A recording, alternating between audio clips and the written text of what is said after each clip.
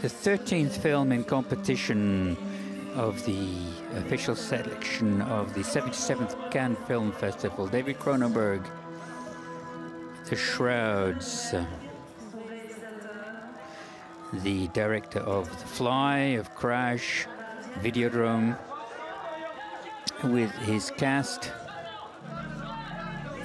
Diane Kruger, Vincent Cassel, and Guy Pearce. What's the story of the film? Well, the story of Vincent Cassel, a 50-year-old who has lost his wife and has this technology so that he can stay in touch with the dead, and you can see in real time the decomposition of their bodies. It's a theme which is very Cronenbergian, but this is an investigation because the graves are pillaged and vandalized. But who is doing it? That's the whole question of Cronenberg's film. There was communication with the dead in a film that I like from Cronenberg, The Dead Zone, where Christopher Walken can find out, can guess who the murderer was, a bit like in Ghost. So, like Whoopi Goldberg as a medium. Diane Kruger, who you can see alongside David Cronenberg. She got the Best Actress Award for Fatih Akin's beautiful film In the Fade. She was in Marilyn Agnès Minocourt. 2 Actress Awards is rare. So, are you thinking she might get one tonight? No, I don't think so, but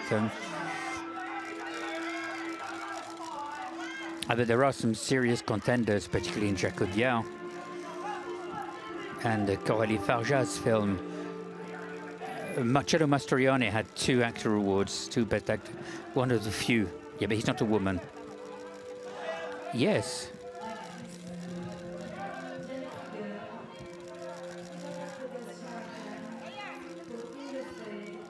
So there's Vincent Cassel, of course, La Haine, Hate.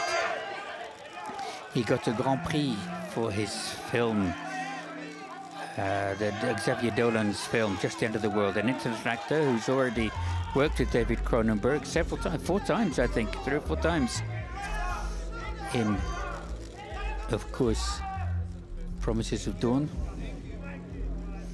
but not just with Cronenberg. He's been with Gaspard Noé, and Toledo and Nakash with Hors Normes, and of course Gaspard Noé's rape scene of the character played by Monica Bellucci that lasted 19 minutes.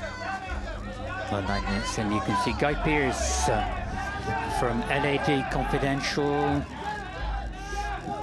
in competition here in 97. In Priscilla, Queen of the Desert, of course, which was presented in Un Certain Regard, I think. And The Fly is back on the red carpet.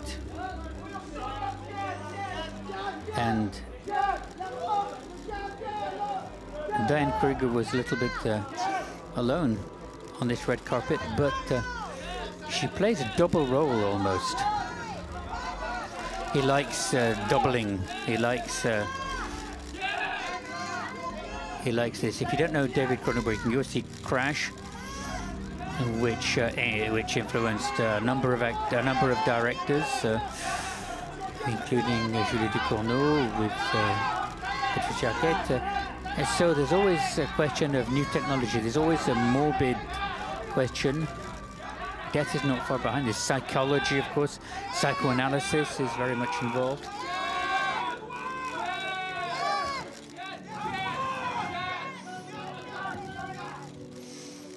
So Vincent Cassel was in A Dangerous Method.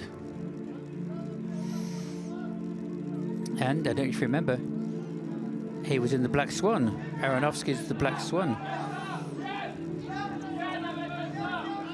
He was the choreographer.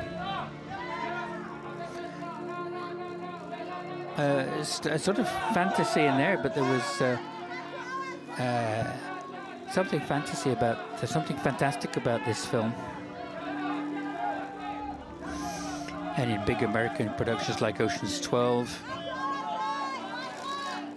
in Jason Bourne as well. And of course, we were talking about this yesterday, or the day before, with Jacques Audier on Read My Lips, with Emmanuel DeVos. He's not the person who is hearing impaired. It is the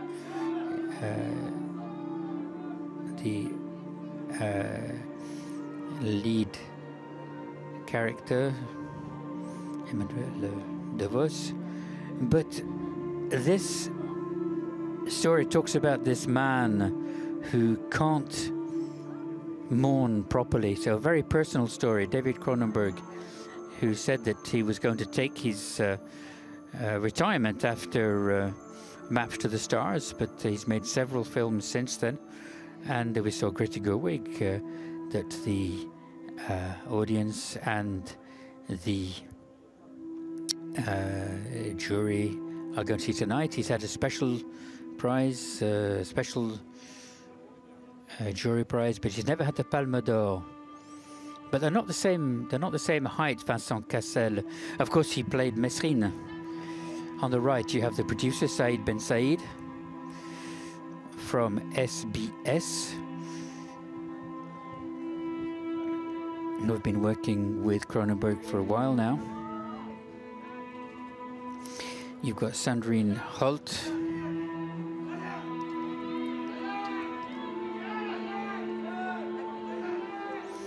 Roxane Arnold, distributor,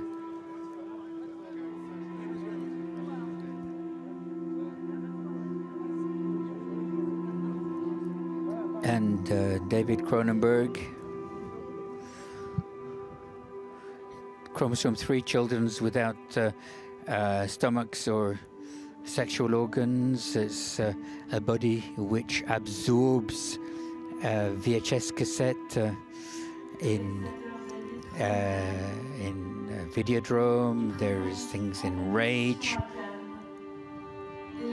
And he's often influenced women directors.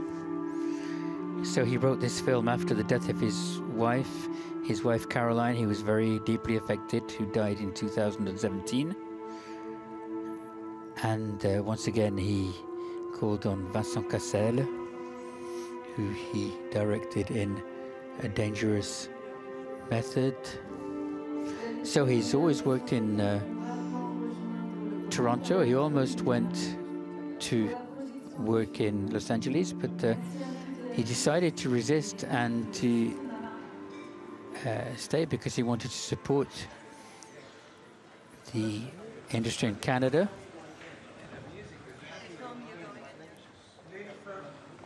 And he wants to encourage other people to make films.